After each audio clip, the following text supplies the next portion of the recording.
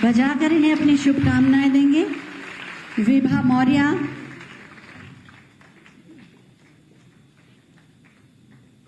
उनके सम्मान और उनके स्वावलंबन के साथ जोड़ने का एक अभिनव कार्य कर रही हैं। हम लोगों ने अभी पिछले दिनों एक कार्यक्रम यहां पर किया था और उस कार्यक्रम के साथ हम लोगों ने एमएसएमई विभाग को इस बारे में जिम्मेदारी सौंपी थी। क्या ये संभव होगा कि हर जिले में हम 1,000 75 जनपद हैं, 75 जनपदों में 1,000 ऐसे लोगों का चयन करें जिन्हें हम विश्वकर्मा श्रम सम्मान की योजना के साथ जोड़ करके और श्रम सम्मान योजना के साथ जोड़ करके एक निश्चित ट्रेनिंग दे करके उनके स्वावलंबन के लिए कार्य करें। अभी ये बहुत दिन नहीं हुए, मुश्किल से 10 दिन के अंदर ये कार्यक्रम संपन्न हुआ है और मैंने जिम्मेदारी दी है कि अगले 3 महीने के अंदर इस कार्यक्रम के साथ जुड़ना है। मुझे प्रसन्नता है कि एमएसएमई विभाग ने पुरुषों के प्रशिक्षण को ध्यान में रखकर अपनी कार्ययोजना आगे बढ़ानी प्रारंभ की, लेकिन उससे पहले नारी शक्ति के लिए आप सभी बहनों के स्पेशल 3 दिवसीय ट्रेनिंग के कार्यक्रम को यहां पर आज आयोजित किया है, जिसमें 75,000 बहनें, हर जिले की 1,000 उनके स्पेशल ट्रेनिंग के कार्यक्रम को आज यहां पर आयोजित किया जा रहा है और यह कार्यक्रम हर एक जनपद में प्रारंभ होगा।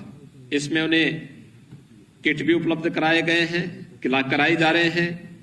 बैंकों के साथ जोड़ करके जिस कार्य की वे ट्रेनिंग लेंगे उस ट्रेनिंग को फिर बैंकों के साथ उन्हें जोड़ करके बैंकों से लोन देने या शासन की योजनाओं का सब्सिडी का लाभ कैसे उन्हें प्राप्त हो सके, जिससे वे सम्मानजनक ढंग से अपने कार्यक्रम को आगे बढ़ा सकें।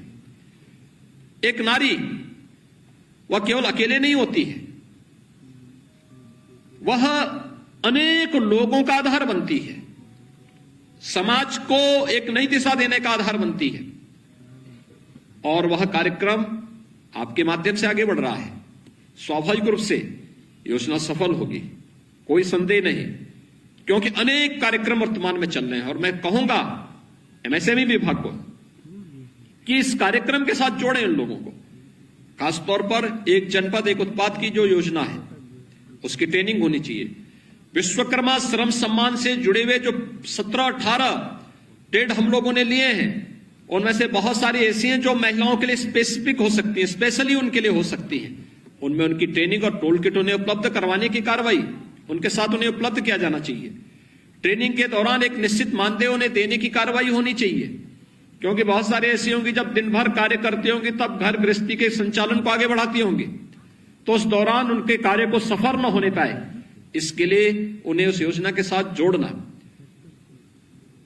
गांव-गांव में डेयरी उद्योग को पशुपालन विभाग के साथ इन्हें जोड़ते हुए महिला बूथ के संचालन को सफलतापूर्वक आगे बढ़ाना, क्योंकि मैं मानता हूं कि अगर महिलाएं ठान लेती है कि हमें इस कार्य को करना है और उन्हें थोड़ा भी समर्थन मिल जाए समाज का, तो इस कार्यक्रम को सफलता की एक नई ऊंचाइयों तक पहुंचाने का कार्य करती है। हमने झांसी में और बुंदेलखंड में ब्लेनी मिल्क प्रोड्यूसर को देखा है। 2019 में हमने प्रारंभ किया था ग्राम्य विकास विभाग के माध्यम से। आज मैं देखता हूं 600 महिलाएं उसके साथ जुड़ी हुई हैं और 600 महिलाओं का मैं इस वर्ष देख रहा था, मुझे लगता है कि लगभग 4 करोड़ का उनको नेट प्रॉफिट हुआ था एक वर्ष में। आप अनुमान कर सकते हैं, यानी और केवल दुग्ध उत्पादन का गांव-गांव में दुग्ध समितियां गठित करके उन्होंने वहां पर कार्यक्रम प्रारंभ किया। हम ये कार्य उत्तर प्रदेश के अंदर हर एक जगह कर सकते हैं, हर एक कार्यक्रम के साथ जोड़ सकते हैं।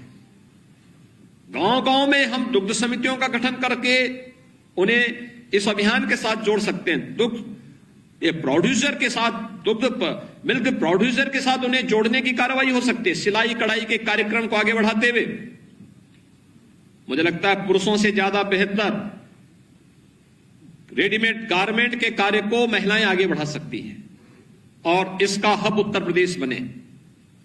इसकी एक स्पेशल ट्रेनिंग, उस प्रकार की मशीनें, उन्हें रॉ मटेरियल उपलब्ध कराना, फिर उन्हें मार्केट उपलब्ध कराना, अगर हम इसके लिए कर सकें तो वियतनाम और चीन कई पीछे छूट जाएगा इन लोगों की ताकत के सामने। ये अनेक अभियान हैं जिन कार्यक्रमों के साथ हम जोड़ सकते हैं, और आज मुझे प्रसन्नता है कि इसमें 3 विशिष्टताएं और जोड़ी गई। एक, उद्यमता का एक हेल्पलाइन जारी किया गया